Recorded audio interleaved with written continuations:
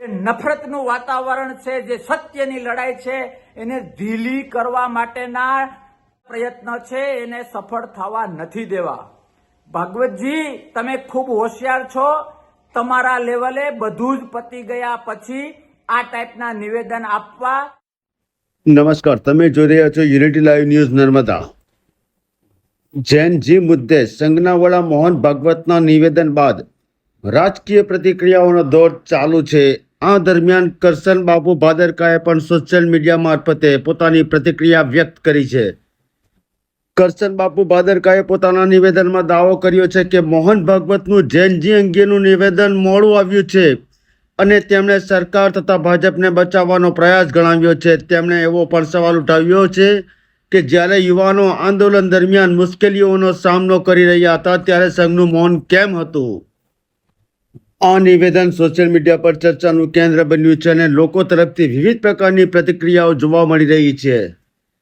આ વિડીયોમાં રજૂ કરાયેલા વિચારો અને નિવેદનો કરશન બાપુ ભાદરકાના વ્યક્તિગત અભિપ્રાય છે. યુનિટી લાઈવ ન્યૂઝ નર્મદા આ નિવેદનોની સ્વતંત્ર પુષ્ટિ કરતું નથી કે તેનો સમર્થન કરતું નથી. આ મુદ્દે તમારો શું અભિપ્રાય છે? કોમેન્ટમાં જરૂર જણાવો. વિડીયો પસંદ આવ્યો હોય તો લાઇક, શેર અને અમારી ચેનલ યુનિટી લાઈવ ન્યૂઝ નર્મદાને સબસ્ક્રાઇબ કરવાનું ભૂલશો નહીં. આભાર.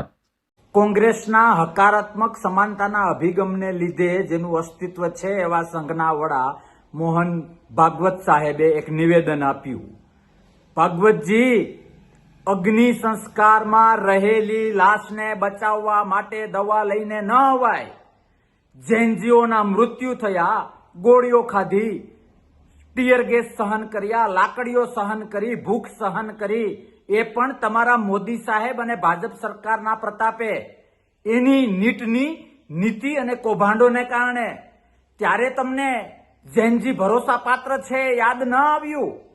શું વાત કરો છો? આજે આંદોલનની સફળતા પછી દેશમાં ખૂણે ખૂણે ભાજપ અને મોદી સાહેબની વિરુદ્ધમાં જે નફરતનું વાતાવરણ ઊભું થયું, એટલે એને બચાવવા માટે કવર ફાયરિંગ આપવા માટે તમે નિવેદન આપો છો. 20 મૃત્યુ, અનેક ઘાયલ, કેટલું બધું ન થવાનું થયું, પછી તમે એવું કંઈક કહેવા માંગો છો કે હું રોકી શકું? કહેવાની તો જે તે સમયે તમારે મોદી સાહેબને, ભાજપ સરકારને જરૂર હતી. આજે તમે ડુપ્લિકેટ વિશ્વાસ જીતવા આવ્યા છો. મોદી સાહેબ અને ભાજપ સરકારને બચાવવા માટે, નફરતનું ઊભું થયેલું વાતાવરણને બચાવવા માટે, જૈનજી પ્રત્યેની લાગણી બતાવવાના જે નિવેદનો આપો છો, મોડું થઈ ગયું છે મોહનજી. હવે ભેગું નહીં થાય. રાષ્ટ્રમાં ખૂણે ખૂણે જે આવતીકાલનું ભારત એવા જૈનજી પ્રત્યે જે ન કરવાના ધંધા મોદી સાહેબ અને ભાજપ સરકારે કર્યા છે, હવે એને બચાવવા માટે તમે લાખ નિવેદન આપો, લાખ મલમપટ્ટી કરો, ભેગું નહીં થાય.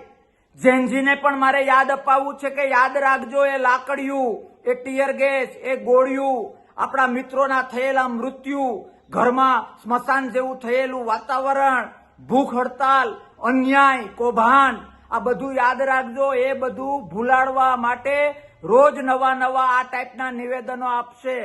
પણ જે રાષ્ટ્રહિતમાં હોય, જે જૈનજી હિતમાં હોય, જે આવતીકાલના ભારતના હિતમાં હોય, એ જ કરવાનું છે. કોઈની વાતમાં આવવાની જરૂર નથી. ભાગવતજી કોઈ નિવેદન આપે, કાલ સવારે બીજો કોઈ નિવેદન આપશે. એ બધું જ જે નફરતનું વાતાવરણ છે, જે સત્યની લડાઈ છે, એને ઢીલી કરવા માટેના માય કાંગલા પ્રયત્ન છે, એને સફળ થવા નથી દેવા. ભાગવતજી, તમે ખૂબ હોશિયાર છો. તમારા લેવલે બધું જ પતી ગયા પછી આ ટાઈપના નિવેદન આપવા એ દેશને, લોકશાહીને કે ખોટી દિશા આપવા માટે તમારો ભાજપ પ્રેમ, તમારો મોદી સાહેબ તરફનો પ્રેમ તમારી પાસે આ કરાવડાવે છે. એ તમારી જેવી પર્સનાલિટીને નથી શોભતું. હવે ગમે એટલું